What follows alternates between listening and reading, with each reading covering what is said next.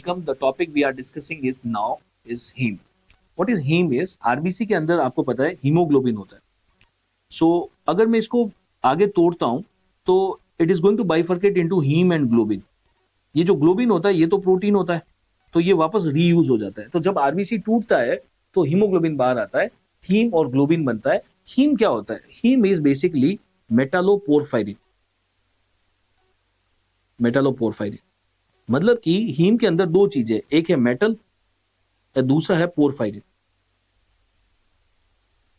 What is porphyrin? Is basically porphyrin एक 4 ring का structure होता है. Porphyrin is basically is a 4 ring structure. In this 4 ring structure अगर हम iron को ऐड कर देते हैं, मेटल का मतलब है यहां पे जो मेटल है दैट इज आयरन.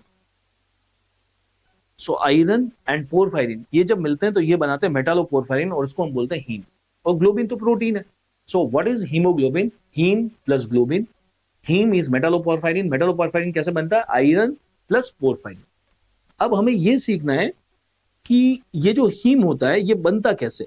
अब हीम में से एक कंपोनेंट तो आयरन है, वो तो खाने से आएगा. अब ये पोरफायरिन क्या होता है और ये बनता कैसे? ये 4 रिंग का स्ट्रक्चर बनता कैसे? So when it comes to heme synthesis pathway, it partially occurs in mitochondria और थोड़ी सी रिएक्शन साइटोप्लाज्म में होती है. Partly in mitochondria, partly in cytoplasm. कैसे होता है? The pathway starts with succinyl CoA and glycine. Succinyl CoA और glycine आपस में मिलते हैं and they make a molecule called as HMB. अब उसके बाद में बहुत सारी रिएक्शंस होती है. The multiple reactions are going to happen and ultimately there is going to be formation of the protoporphyrin.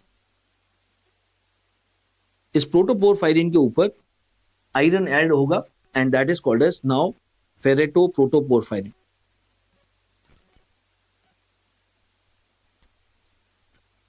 So this is how basically the porphyrin means the metalloporphyrin is synthesized, which is also called as heme.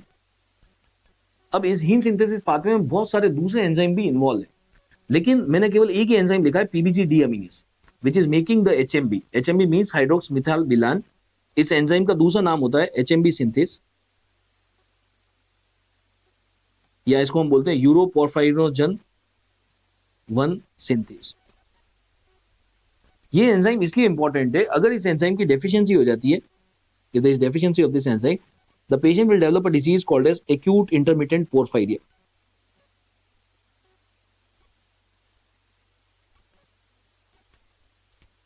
The deficiency of PVG deaminase is called as acute intermittent porphyria.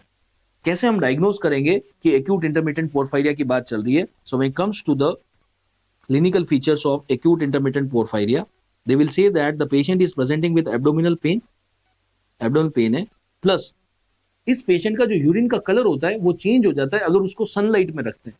So urine colour changes on exposure to sunlight. Urine जो होता है purple colour का हो जाता है. Urine becomes purple colour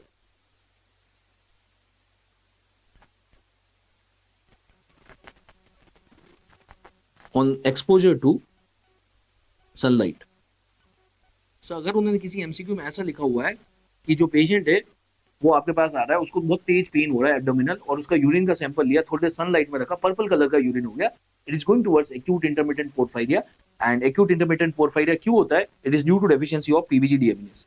इस पूरे pathway में बहुत सारे पोरफायरिया इन्वॉल्व होते हैं, बहुत सारी डिजीज है, सारे हमें याद नहीं रखने, not very important. What is the most important for us is PBG deaminase की डेफिशिएंसी को क्या बोलते हैं? Acute intermittent porphyria. कैसे डायग्नोज करेंगे? एब्डोमिनल पेन होगा और यूरिन का कलर चेंज होगा on exposure to the sunlight.